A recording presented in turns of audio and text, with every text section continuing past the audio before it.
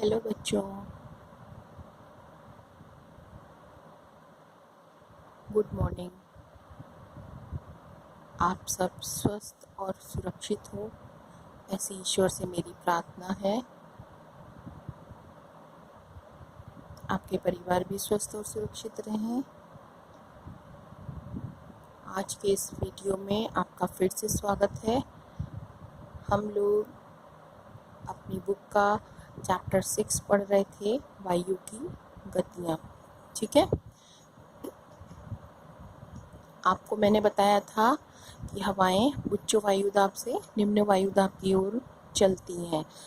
ठीक है बेटा, गर्म क्षेत्र जो होते हैं वहाँ निम्न वायुदाब होता है और जो ठंडे क्षेत्र होते हैं उनमें हमेशा उच्च वायुदाब पाया जाता है।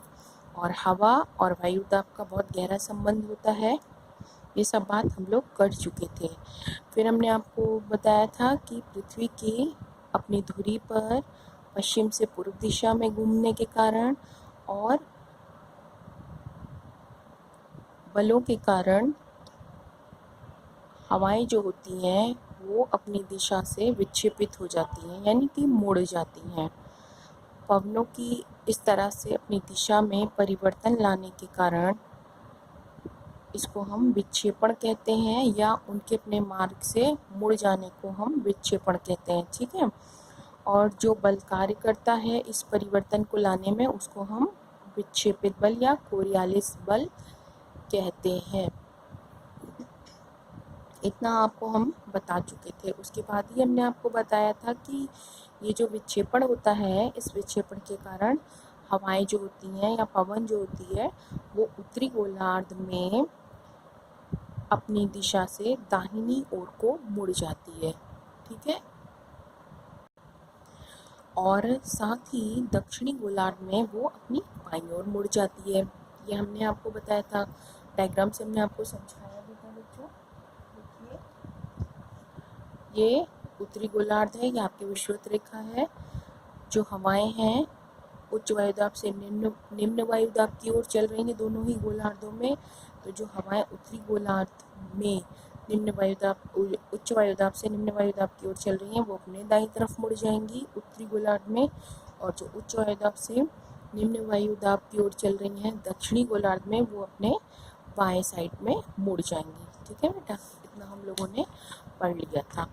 आप आइए इसी रिवीजन के साथ हम आगे की ओर बढ़ते हैं। अब नेक्स्ट टॉपिक आपका जो है वो है पवनों के प्रकार। ठीक है, क्योंकि इस चैप्टर में हम पवनों के बारे में पढ़ रहे हैं। पवन क्या है, कितने तरह की हैं, वो कैसे काम करती हैं।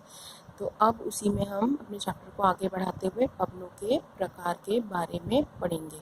पवन कितने प्रकार की होती हैं। ठीक है, तो आपकी फर्स्ट पवन जो है वो स्थानीय पवन है। ठीक है, स्थानीय पवन कोई स्थान विशेष, जैसे कि हमने आपको बताया था, आपने हिंदी में भी पढ़ा होगा कि किसी एक पर्टिकुलर जगह पर कोई भाषा बोली जाती है। ठीक है ना, पर्टिकुलर जगह पर यानी एक विशेष क्षेत्र में जो भी भाषा बोली जाती है, जैसे आपके इधर पूर्वांचल में भोजपुरी बोली जाती है तो वो यहाँ की स्थानीय भाषा हो गई। ठीक है, इसी तरीके से हमने आपको बताया था कि किसी स्थान विशेष पर, जैसे हमारे यहाँ गर्मियों के मौसम में बहुत गर्म हवाएं चलती हैं जिनको हम लू कहते हैं। ठीक है, मई जून इन महीनों में अक्सर आपने अपने माता पिता के मुंह से सुना होगा कि बहुत गर्म हवाएं हैं या लू चल रही है, बाहर जाते हैं तो। ठीक है, तो वो एक विशेष स्थान की जो हवाएं होती हैं उनको हम स्थानीय हवा कहते हैं। ठीक है, वो किसी एक छोटे क्षेत्र की भी हो सकती हैं और किसी एक बड़े क्षेत्र की भी हो सकती हैं। तो बेटा ये आपको क्लियर हो गया, किसी विशेष स्थान पर चलने वाली जो भी हवाएं हैं वो क्या कहलाती हैं, स्थानीय हवाएं कहलाती हैं। क्लियर, कोई कंफ्यूजन मत रखिएगा। फिर नेक्स्ट आपकी आती हैं स्थल से जल की ओर चलने वाली हवाएं। क्लियर है, आपकी पृथ्वी है गोल उसके कुछ भाग में आपका जल है और कुछ भाग में स्थल है। क्लियर? हम जिस भाग पर हम रह रहे हैं वो भाग स्थल भाग कहलाता है, और जिस भाग में पूरा का पूरा जल है वो भाग हमारा जल मंडल कहलाता है, यानी जल कहलाता है। ठीक है, तो जब हवाएं स्थल से यानी जमीन से किसकी ओर चलती हैं? जल की ओर चलती हैं। ठीक है, जैसे आप पापा के कमरे से निकल के बहन के कमरे में जाएं, बहन के कमरे से निकल के वापस पापा के कमरे में आए। ठीक है, इस तरीके से हवाएं भी चलती हैं, अपनी दिशाएं और जगह बदलती हैं। अभी हमने जस्ट पीछे उसको रिवीजन किया है। तो हवाएं जो स्थल से जल की ओर चलती हैं वो हवाएं स्थलीय हवाएं कहलाती हैं। क्लियर? और जो हवाएं वापस जल से फिर स्थल की ओर को जाती हैं वो हवाएं जलीय या सागरीय समीर या हवा कहलाती हैं। ठीक है, समीर हवा का पर्यायवाची है पवन का, तो उसको हम समीर भी कह सकते हैं। ठीक, फिर से एक बार रिपीट करते हैं हम। स्थल से जल की ओर चलने वाली हवाओं को स्थलीय समीर और जल से स्थल की ओर चलने वाली हवाओं को जलीय या सागरीय समीर कहते हैं। क्लियर? अगर आपको डिफरेंस लिखने के लिए एग्जाम में आता है या पूछा जाता है तो आप स्थलीय और जलीय समीर में ये डिफरेंस देंगे कि जो स्थल से जल की ओर चलती हैं वो स्थलीय समीर है और जो जल से स्थल की ओर चलती हैं वो जलीय समीर है। क्लियर है? फिर एक खास बात, पवन जिस भी दिशा या जगह से शुरू होती है उसका नाम उसी दिशा के नाम पर पड़ता है। ठीक है, हमने एक स्थान की बात की थी कि स्थान पर जहाँ चलती हैं उस स्थान विशेष को, जगह को, उस जगह के नाम पे नहीं पड़ता है, वहाँ पर वो स्थानीय पवन होते हैं। यहाँ पर क्या होता है, जिस दिशा से, जैसे सपोज करिए कि आपकी हवा पूर्व दिशा से आ रही है। ठीक है, कभी कभी हमको लगता है कि हम जिधर खड़े होते हैं उधर हमारे दाएं हाथ की तरफ से हवा तेज आ रही है या बाएं हाथ की तरफ से आ रही है, या फिर सामने की तरफ से हवा हमको बहुत तेज महसूस हो रही है। ठीक है, हवा को हम महसूस ही करते हैं ना, वो हमें दिखाई तो कहीं देती नहीं है। या फिर हमारे पीछे से बहुत तेज से एक हवा का अच्छा ठंडा सा झोंका आया तो हमको ठंडी ठंडी हवा लगी। ठीक है, तो हम बहुत खुश हो जाते हैं कि कितनी ठंडी हवा चल रही है, तो वो किसी विशेष दिशा से हमारी तरफ आ रही होती है। क्लियर है बेटा? तो जैसे कोई भी दिशा की तरफ से आएगी तो हम उसको उस दिशा के नाम से जानेंगे। जैसे कि पूर्व से चलने वाली अगर हवाएं हैं वो हमारी तरफ आ रही है तो हम उनको क्या कहेंगे, ये पूर्वी दिशा से आने वाली हवाएं हैं या ये पूर्वा हवाएं हैं। ठीक है, पश्चिम से आने वाली हवाएं हैं तो हम उन्हें कहेंगे ये पश्चिमी हवाएं आ रही हैं।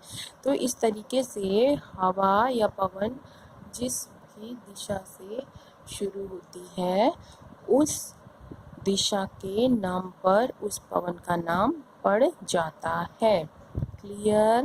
ठीक, फिर नेक्स्ट हमारी आती हैं ऐसी हवाएं या ऐसी पवनें जो वर्ष भर एक ही दिशा में चलती हैं, निश्चित दिशा में। ठीक है, यानी कि उनको अगर सीधे जाना है तो वो सीधे ही जाएंगी, उत्तर में जाना है तो उत्तर को जाएंगी, पश्चिम में जाना है तो वो पश्चिम को जाएंगी, किधर भी जाएंगी लेकिन उनकी दिशा एक ही तरफ को होगी, अपनी दिशा में परिवर्तन नहीं करती हैं। ऐसी पवनें जो वर्ष भर एक दिशा में या निश्चित दिशा में चलती हैं उन्हें हम क्या कहते हैं, ग्राही पवनें या स्थायी पवनें या नियतवाही पवनें। क्लियर? तीनों एक ही हवा के नाम हैं, कोई कंफ्यूजन मत करिएगा। ग्राही पवन, स्थायी पवन, फिर नियतवाही पवन, ये तीनों एक ही हैं। इनमें से आपसे कोई भी या किसी भी पवन का नाम लेके आपसे पूछा जाएगा कि स्थायी पवन कौन सी हैं, उनके विषय में बताइए, या ग्राही पवन किसे कहते हैं, या नियतवाही पवन कौन सी होती हैं, तो आप किसी भी क्वेश्चन का आंसर एक ही देंगे। यही आंसर है, ऐसी पवनें जो वर्ष भर एक ही दिशा में यानी एक निश्चित दिशा में चलती हैं उन्हें हम नियतवाही, स्थायी या ग्राही पवनें कहते हैं। क्लियर इतनी बात। इसके बाद में बेटा देखिए अगली बात, जिन पवनों की दिशा, क्लियर, जिन पवनों की दिशा मौसम के अनुसार बदलती है, किसके अनुसार, मौसम के अनुसार बदलती है, उन्हें हम मानसूनी या मौसमी पवनें कहते हैं। क्लियर है, जिन पवनों की दिशा मौसम के अनुसार परिवर्तित होती है उन्हें हम मौसमी या मानसूनी पवनें कहते हैं। क्लियर, इस प्रकार की पवनों को हम दो वर्गों में रखते हैं। ठीक, ये जो हमारी सारी हवाएं हैं इन सब को मिला करके हम किस में रखते हैं, दो वर्ग बनाते हैं, दो वर्गों में रखते हैं। ठीक है, पूरी हवाओं को दो वर्गों में रखेंगे। एक वर्ग हमारा हो जाएगा स्थायी पवनों का और दूसरा हमारा हो जाएगा अस्थायी पवनों का। ठीक है, क्लियर है, यानी कि स्थायी पवन में वो हवाएं आएंगी जो हमेशा एक ही दिशा में बहती हैं और अस्थायी में वो हवाएं आ जाएंगी जो अपनी दिशाओं में परिवर्तन करती हैं। इज दैट क्लियर बेटा? ठीक है, क्लियर ना? अब आइए हम इसको एक चार्ट से देखते हैं पवनों के प्रकार को। हमारे दो प्रकार की हमने आपको पवनें बताई, एक स्थायी और एक अस्थायी। ठीक है, स्थायी पवनों को हम नियतवाही भी कहते हैं और ग्राही पवन भी कहते हैं और अस्थायी पवनों को हम अनियतवाही पवन भी कहते हैं। ठीक, इतनी बात हमने आपसे अभी थोड़ी देर पहले की। अब हम फिर इनको अलग अलग कैटेगरी में बांटते हैं। पवन दो तरह की हो गई, स्थायी और अस्थायी। अब जो स्थायी पवन हैं वो भी हमारी तीन प्रकार की हैं, जिनमें हमारी पहली है व्यापारिक पवन, जिनको हम व्यापारिक पवन के नाम से जानते हैं। सेकंड हमारी है पछुआ पवन, जिनको हम पछुआ पवन कहते हैं। और थर्ड हमारी है ध्रुवीय, जिनको हम ध्रुवीय पवनें कहते हैं। ठीक है, ये तीनों किसके प्रकार हो गए बेटा? स्थायी या नियतवाही पवनों के प्रकार हो गए। क्लियर है? अगर आपसे पूछा जाएगा स्थायी या नियतवाही पवनें कितने प्रकार की होती हैं तो आप बताएंगे व्यापारिक पवन, पछुआ पवन, ध्रुवीय पवन। क्लियर? अब इसके बाद में आइए अस्थायी पवन में। अस्थायी पवन में हमारे पास है फर्स्ट मानसूनी पवन, ठीक है, सेकंड स्थानीय पवन, थर्ड समीर। क्लियर? जो हमारी अस्थायी पवनें हैं उनको हम कितने नामों से जानते हैं? मानसूनी पवन, स्थानीय पवन और समीर। ठीक है बेटा, तो हमारी मानसूनी पवन भी दो प्रकार की होती हैं। फिर पहली ग्रीष्मकालीन, सेकंड शीतकालीन। ग्रीष्मकालीन मीन्स जो गर्मी में चलती हैं और शीतकालीन मीन्स जो ठंड में चलती हैं। ठीक है, इसलिए शीतकाल मतलब ठंड के समय में चलने वाली और ग्रीष्मकाल मतलब गर्मी के समय चलने वाली पवन। क्लियर? अब इसके बाद में फिर स्थानीय पवन है। स्थानीय पवन हमने आपको बताया था जो किसी स्थान विशेष पर चलती हैं, वो अलग अलग जगहों पर अलग अलग नाम से जानी जाती हैं, जैसे कि चिनूक, चिनूक, सिरोको, सिरोको, ठीक है, सेकंड सिरोको, नेक्स्ट बोरा, नेक्स्ट आपकी बोरा और नेक्स्ट लू। ठीक है, अब जैसे आपकी चिनूक है, ये स्पेशली अमेरिका में चलती है, वहाँ की स्थानीय पवन है। सिरोको इटली में बहती है, ये इटली की हवा है। बोरा आपकी एड्रियाटिक सागर पर बहती है, ठीक है, ये वहाँ की है। और लू आपकी भारत में बहती है, भारत की है। क्लियर बच्चा? ठीक है, ये आपके पवनों के प्रकार हो गए। जो अपने स्थान विशेष पर बहने के लिए प्रसिद्ध हैं वो पवनें स्थानीय पवन कहलाती हैं। ठीक है, इसके बाद में समीर। समीर दो तरह की होती हैं, एक जलीय समीर और एक स्थलीय समीर। ये भी मैंने भी आपको बताया, स्थलीय समीर वो हैं जो स्थल से जल की ओर बहती हैं और जो जल से स्थल की ओर बहती हैं। इनको भी हम आगे और डिफाइन करके पढ़ेंगे। क्लियर है? देखिए, स्थायी या नियतवाही पवनों से हम शुरू करते हैं, मीन्स यहाँ से। ठीक है, हमारी स्थायी या नियतवाही पवनें। अब इनकी क्या विशेषता होती है या ये किस लिए अपनी पहचान अलग बनाती हैं, इनकी मुख्य विशेषताएं हैं। इन पवनों की दिशा वर्ष भर एक समान रहती है। मैंने आपको बताया था पीछे ही, इसीलिए इनको स्थायी कहते हैं क्योंकि ये एक जैसी होती है। ठीक है, हमेशा एक समान या एक ही तरह से रहती हैं, इसलिए इनको हम क्या कहते हैं? स्थायी पवनें कहते हैं, क्योंकि इनकी दिशा पूरे साल भर एक ही तरफ को होती है और इनका वितरण पूरे ग्लोब पर होता है। आपने ग्लोब देखा था, मैंने आपको बताया था, पूरा जो आपका ग्लोब है उस पर, पूरे ग्लोब पर ये फैली रहती हैं।